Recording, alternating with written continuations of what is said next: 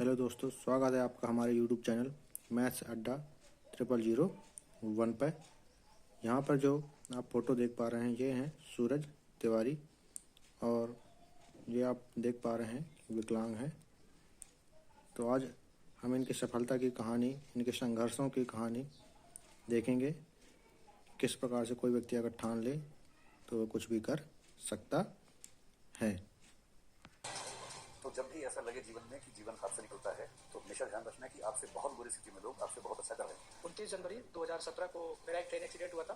संघर्ष बहुत ज़्यादा था, चैलेंजेस काफ़ी ज़्यादा थे, सपने भी बहुत बड़े थे, पूरा भी करना था। क्यों डरे कि ज़िंदगी में क्या होगा, कुछ नहीं होगा। तो एक बच्चा है जो चल नहीं सकता है और इस बार सिलेक्ट हुआ है। मेरा स्टूडेंट नहीं है, अंग्रेजी माध्यम का है, मॉक इंटरव्यू में स्टूडेंट था। तो उसकी इच्छा थी कि वो मुझसे मिले, तो मुझे लगा कि आपसे भी मिलवाता हूँ, आपको प्रेरणा मिलेगी, है ना। बुलाइए बुलाइए।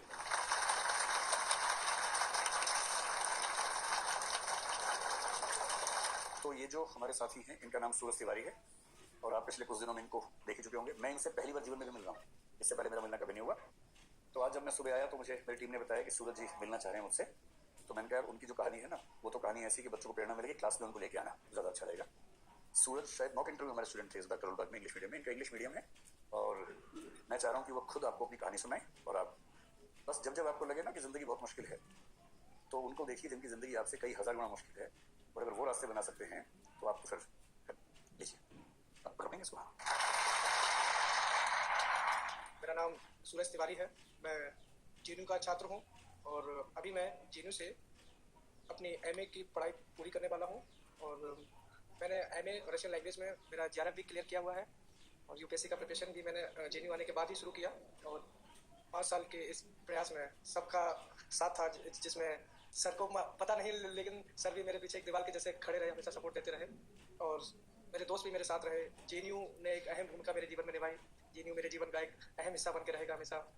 जेएनयू के बच्चे बहुत प्यारे हैं और बच्चे तो वैसे ही मुझे प्यारे हमेशा लगते हैं।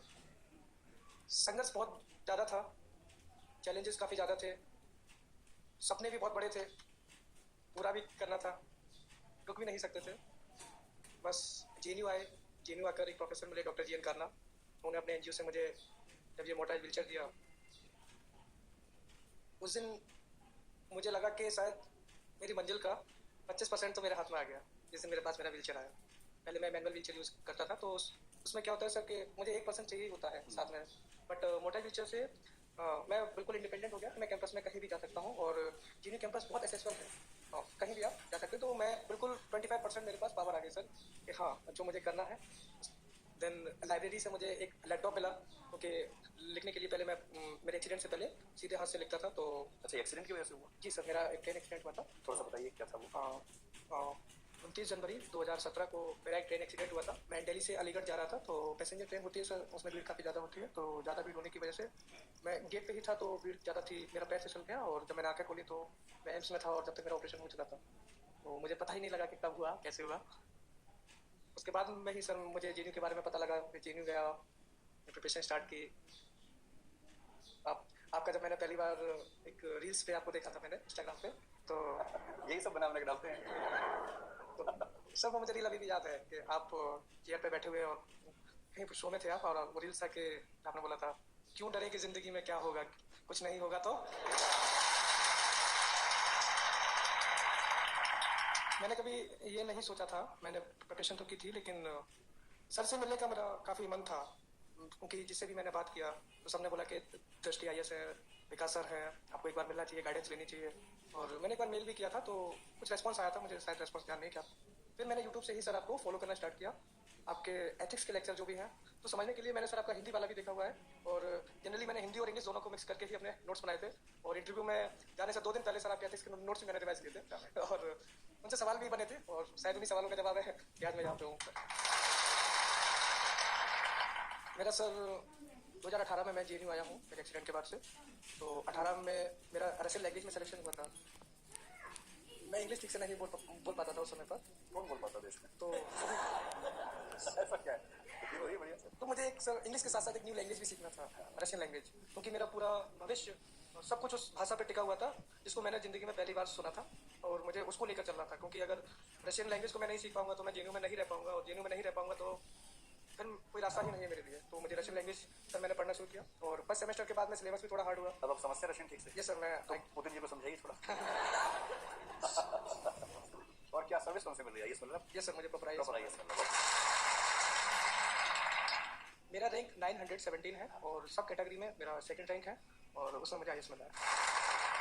अभी जो काडर के नियम है पिछले 4 साल से, उसके तहत एक व्यवस्था और भी है कि अगर कोई बच्चा PWBD कैटेगरी से होता है तो उसको होम कार्डर ही मिलेगा, और नहीं तो केवल एक चॉइस और होनी होती है। सरकार की जिम्मेदारी है कि होम कार्डर दे या नेक्स्ट जो दूसरी चॉइस है। बाकी लोगों को बहुत सारे कार्डर भरने होते हैं, लेकिन इस कैटेगरी में सिर्फ 2। तो आपका होम कार्डर कहाँ का है? सर मेरा होम कार्डर उत्तर प्रदेश है, और मिल जाएगा उत्तर प्रदेश। सेकंड प्रेफरेंस मैंने झारखंड दिया हुआ है। तो इनको 2 ही प्रेफरेंस है, उत्तर प्रदेश मान के चलिए कि वहीं मिल जाएगा। आप लोग के कोई सवाल हो, कोई कुछ? ये तो सदमे में है बेचारे, और ये तो अभी रो रहे थे कि सर हम जिंदगी बहुत अच्छी नहीं चल रही है, क्या करें।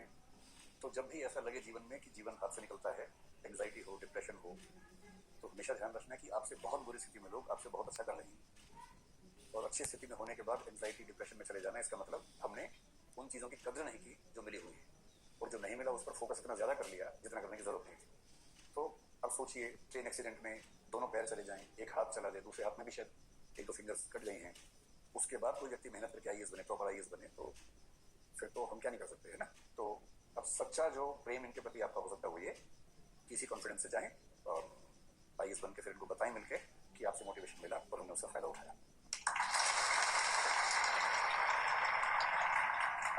मैं सर आपको थैंक यू बोलना चाहता हूँ, क्योंकि कहीं ना कहीं आप मेरे पीछे थे, और आपके मोस्टली जो भी इंटरव्यूज जो भी हुए हैं, और जो भी आपने लेक्चर्स बनाए जो कि इस प्रिपरेशन से रिलेटेड रहे हों, उसका आपको फायदा हो गया ना परीक्षा? हाँ सर, बहुत बढ़िया। सर मेरे एथिक्स में 113 नंबर है, और वो 113 नंबर सर के लेक्चर्स की वजह से। थैंक यू सर आपके लिए। जैसा सर बहुत छोटा है आपके लिए, लेकिन जरूरत नहीं, अब तो अटेम्प्ट देने की जरूरत नहीं आपको। नहीं सर, मैंने अटेम्प्ट नहीं, मेरा प्रॉपर IAS हो रहा है। चलिए, तो दृष्टि के पूरे परिवार की ओर से एक बार फिर से आपको बहुत बहुत बधाई।